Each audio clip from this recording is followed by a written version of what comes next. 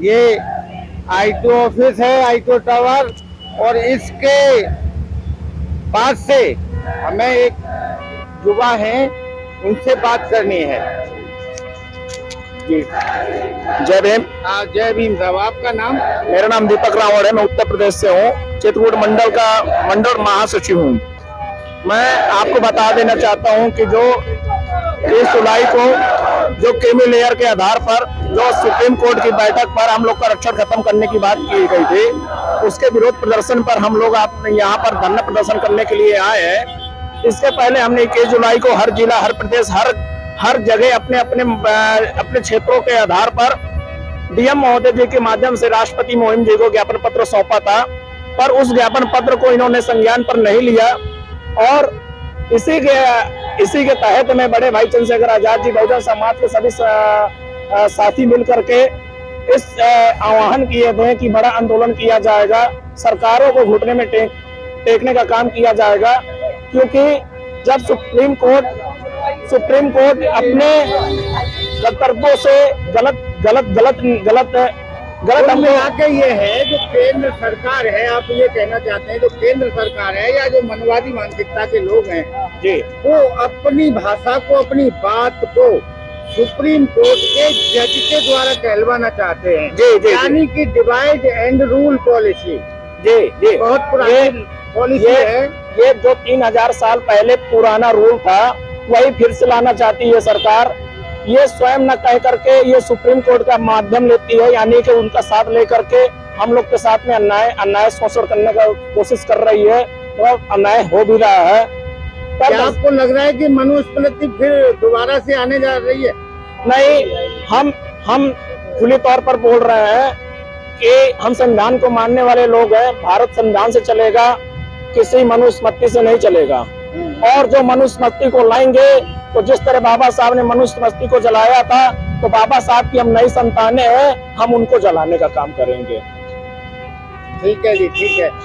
तो आज जो आप कहाँ से आए हैं?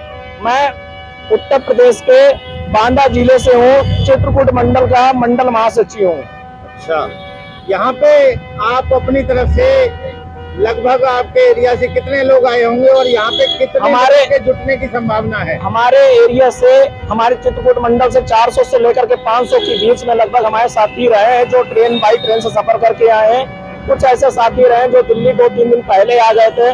कुछ ऐसे साथी रहे हैं कि बाई बस से भी आए हैं सफर करके। और हम यहाँ उम्मीद करते हैं कि जितने भी नजदीकी साथी हैं, ज्यादा से ज्यादा जनसंख्या में पहुंचने का काम कर रहे हैं वो लोग। कहा तो ये जा रहा है कि 7-8 लोग आने, 7-8 लाख लोग ना आने की संभावना है। ये 7-8 देश से, ये 7-8 लाख तो कहीं कुछ नहीं है। बाबा साहब की संतानें 7-8 लाख नहीं है। बाबा साहब की संतानें तो विश्व में सब जगह मानी जाती है, सब जगह। पर यहाँ इस आंदोलन में कम से कम हम लोग 15 लाख की उम्मीद लेकर के चल रहे हैं, जिसमें से सभी भागीदारी देंगे। मतलब अब ये क्रांति का बिगुल है, ये क्रांति का बिगुल बज चुका है, ये रुकने वाला नहीं है। जब तक सुप्रीम कोर्ट और ये मनवाद सरकार जब तक ये अपने फैसले से पुनः नहीं लेती है, पुनर्विचार नहीं करती है, बेंच नहीं लगाती है, तब तक ये बिगुल बंद होने वाला नहीं है सर। यानी संविधान का राज स्थापित होगा, क्या लगता है आपको? बिल्कुल, संविधान को मानने वाले लोग हैं, संविधान राज स्थापित होगा। और ये आज मनुवाद लोग जो बैठे हैं, मनुवाद किस्म के जो सरकारें पर बैठे हैं विभिन्न पद पर, हमारे राष्ट्रपति जी को देख लीजिए, हमारे प्रधानमंत्री जी को देख लीजिए, हमारे मुख्यमंत्री जी को देख लीजिए, अन्य भी जो भी मिनिस्टर है वो भी, उनको भी देख लीजिए। हम कहते हैं कि हमारे कोर्ट के जो भी जज हैं उनको भी देख लीजिए।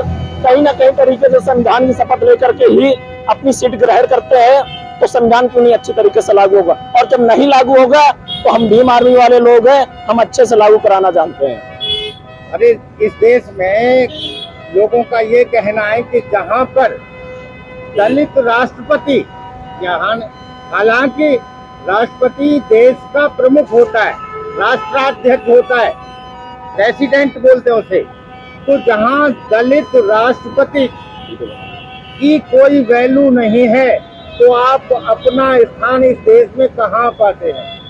हम आपको बता दे रहे हैं कि राष्ट्रपति अपने देश का सर्वोत्तम पद का एक नागरिक माना जाता है। और दूसरी बात उसे अपनी पद की गरिमा समझनी चाहिए। कुछ भी किसी के सामने राष्ट्रपति जाकर के हाथ न जोड़े।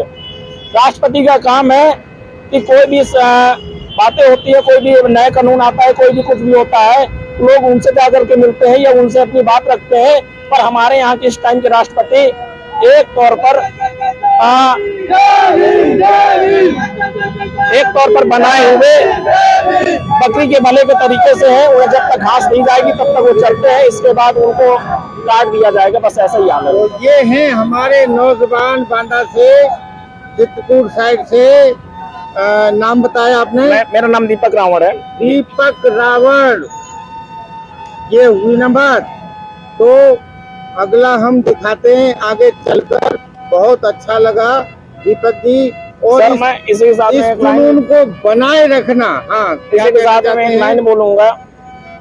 अभी तो ये देरी है, आगे की लड़ाई आगे की लड़ाई बाकी है। तुम कितना आरक्षण हमारा खत्म करोगे, किसका तुम आरक्षण खत्म करोगे, हम ये भी देखेंगे। और देख लेना, जिसके बदौलत तुम आज बैठे हो, एक दिन ऐसा समय आएगा हम वहां से तुमको निकाल के फेंकेंगे और फिर देखेंगे आरक्षण किसका खत्म करोगे। जय भीम।